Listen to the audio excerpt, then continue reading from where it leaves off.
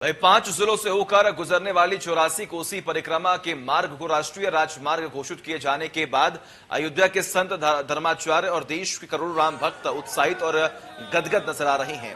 संतों का मानना है कि अब श्रद्धालु सुगमता से परिक्रमा कर सकेंगे। यही नहीं, संपूर्ण 84 कोसी परिक्रमा मार्ग का भी विकास होगा और इस बीच पड़ने वाले करीब 4 दर्जन आध्यात्मिक केंद्र, ऋषि मुनियों के आश्रम और पौराणिक स्थलों का भी विकास होगा। जाहिर है 84 कोसी परिक्रमा मार्ग के राष्ट्रीय राजमार्ग को जाने के बाद नए रोजगार के भी अवसर यहां पर देखने को मिलेंगे।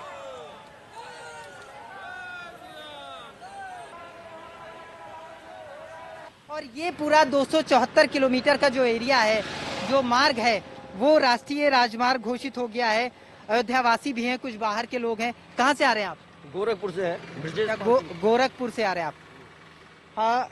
राष्ट्रीय राजमार्ग घोषित कर दिया है 84 कोस परिक्रमा मार्ग को।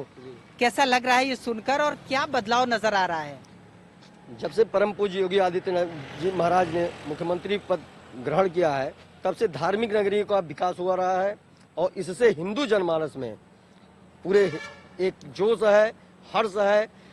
84 कोसी परिक्रमा मार्ग राष्ट्रीय राजमार्ग घोषित करने से इससे हर तरीके की सुविधाएं बढ़ेंगी, रोजगार के अवसर बढ़ेंगे और देखा जाए तो सब कुछ मतलब लोगों के सड़कों के किनारे की जमीनों का वैल्यूएशन होगा। निश्चित तौर पर विकास भी होगा और साथ ही जो आसपास के जो उस इलाके में जो 151 करीब तपोस्थली है, जो ऐसे पौराणिक स्थल हैं वो आ रहे हैं, उन सब का भी जीर्णोद्धार होगा या उनका फिर से निर्माण होगा। इन सारी चीजों का एक बकायदा मैप तैयार हुआ है।